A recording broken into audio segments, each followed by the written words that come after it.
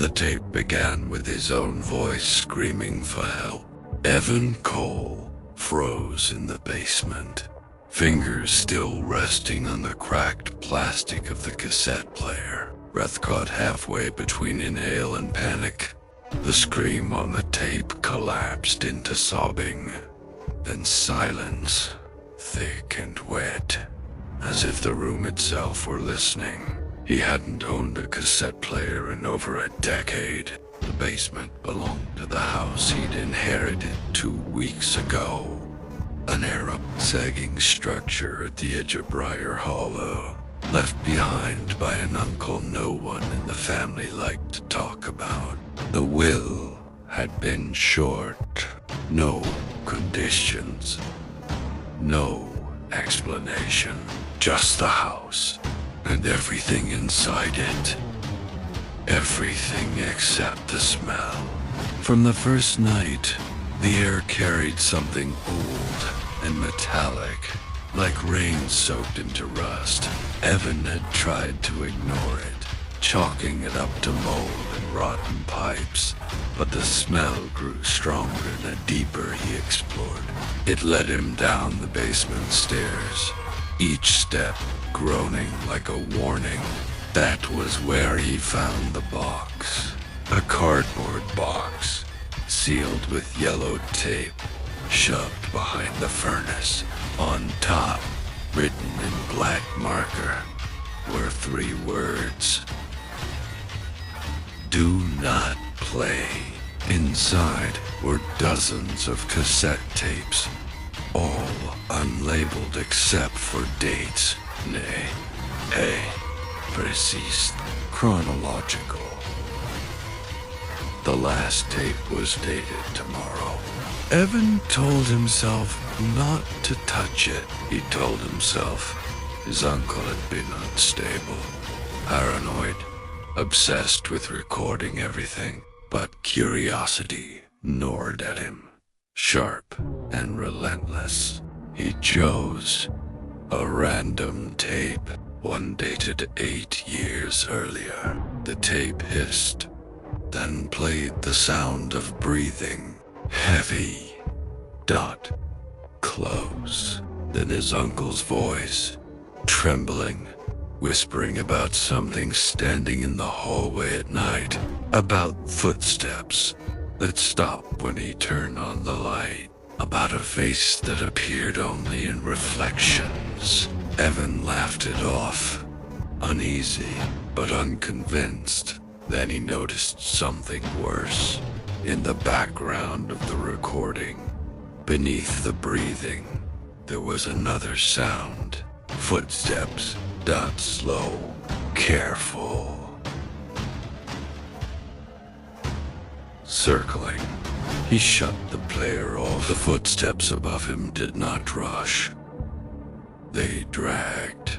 Each step pressed deliberately into the wood, as if testing how much weight the floor could bear before giving way. Evan backed into the corner of the basement, eyes fixed on the stairs, pulse roaring louder than his thoughts. The cassette player suddenly clicked back on. His future voice returned, quieter now, shaking. It's learning. Every time you listen, it gets closer. Evan lunged forward and ripped the tape out. The footsteps stopped instantly. Silence flooded the house, heavy and suffocating. He ran upstairs, turning on every light, every lamp, every bulb he could find. The house looked normal but empty, harmless. Yet the mirrors felt wrong.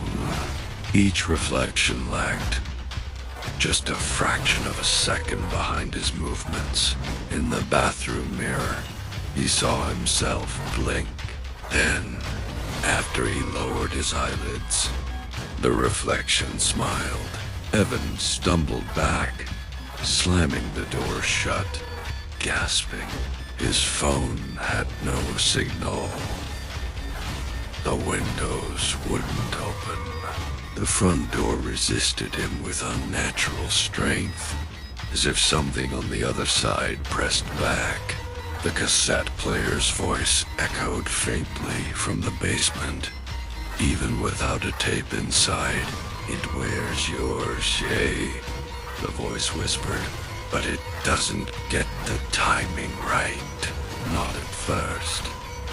Something scratched behind the walls. Not rats.